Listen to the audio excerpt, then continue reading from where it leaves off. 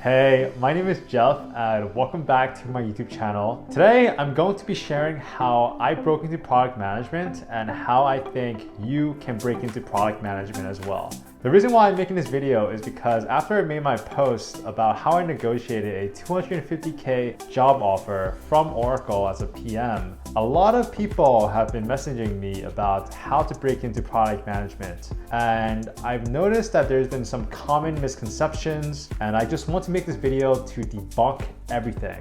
So before I get started on this video, one thing I will say is I truly believe anyone in the world can break into product management. Like, it is truly not one of those jobs that there are only few in the world and only the elites of the elites can break into. I think that a lot of it comes from self-confidence and believing yourself and just having a lot of resilience and also knowing what to do. So yeah, stay tuned to the end of the video. All right, let's get started. All right, anyways.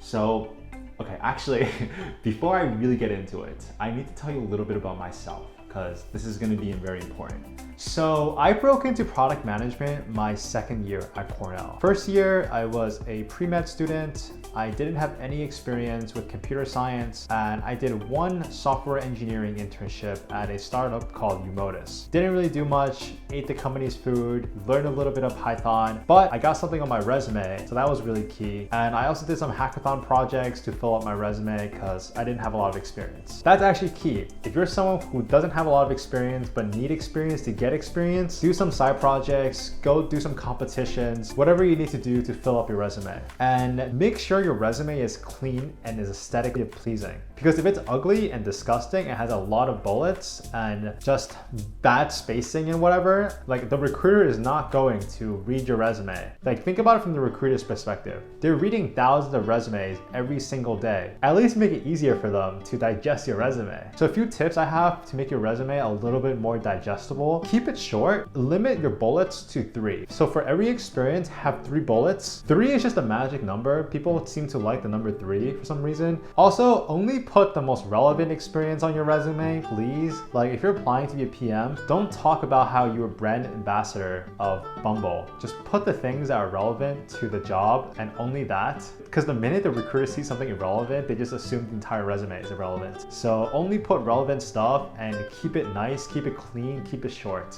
Okay, so after my software engineering internship at Umodus, I went to career fairs and shoved my resume in front of recruiters' faces. I asked my friends to refer me. I applied endlessly online, and I was able to land a Microsoft interview as a software engineer. And the key was, even though I didn't want to do software engineering, I still went to that interview. And I did okay in an interview, but the interviewer really liked me. And during the interview, I actually told them that I didn't want to be a software engineer. I actually wanted to be a product manager. Well, actually, how I said it was, I didn't want to just sit in my chair all day, type code. Even though I was good at it, I'm actually not that good at it, but you know, they didn't know that. I didn't want to do that all day. In fact, what I really wanted to do was talk to customers, talk to designers, talk to engineers. I wanted to talk to a lot of people, bring people together, and create great products. I wanted to know why certain features were being implemented and why certain features weren't. I essentially just gave them the job description of what a project manager does, and then I asked the interviewer, is there a role like that at Microsoft? Obviously there was, because I knew what a PM did, right?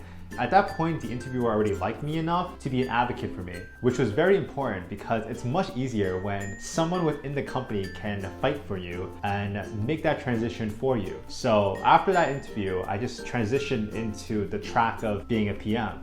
So I didn't have to compete with everyone else who was applying to be a product manager. It made it a lot easier for me to go to the final round. I feel like the takeaway here is to not compete like everyone else for these positions and use whatever resources that's unique to you to stand out. For me, I had a software engineering background and I applied as a software engineer, and then I made the transition during the interview, as opposed to trying to apply as a PM and competing with everyone else who was also applying as a PM. So after you get a PM interview, there's only 2 resources you need to prepare yourself. One is cracking the PM interview. This book is honestly the holy Bible for anyone who wants to be a PM. you must have this book in your bookshelf. This book goes over how to craft your resume. It goes over what different PMs do on different teams in different companies. And it also goes over all the different type of questions that you can expect, from behavioral to product analysis to even calculation questions. So yeah, they really go over everything. So reading that book is honestly more than enough to feel confident in the type of questions that you should expect. And then after you read that book, you want to do as many mock interviews as possible. So the second resource is called StellarPeers. They're really good because they match you with strangers who are also trying to be PMs. So you guys get to mock each other and then give feedback to one another. I found that to be really helpful as well.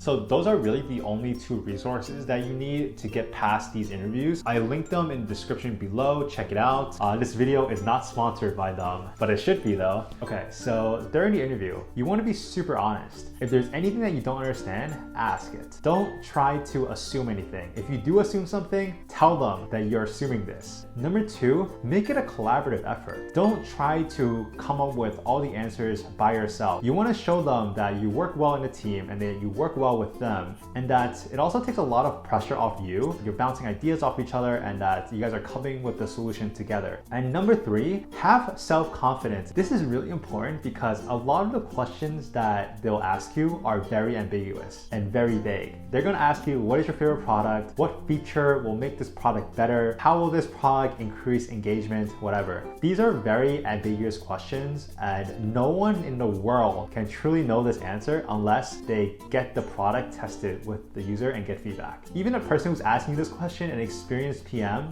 will not know the answer, will not truly know the answer. There is no way. And if they tell you they do, they're capping. So a lot of it comes down to how you come up with your solution and how much you believe in your solution. So have self-confidence in yourself. That's so key to passing any interview, and I wish you the best of luck. And I'll be very honest, even if you do everything right in this video, there's still a lot of luck involved, and a lot of it is outside of your control. But I guarantee you that if you put yourself in the best situation possible, you will get lucky someday. So I believe in you, and I hope you believe in yourself as well. And if you like what you saw here and you want to see more, please give a like, comment, and subscribe. I will see you in the next video. Thank you.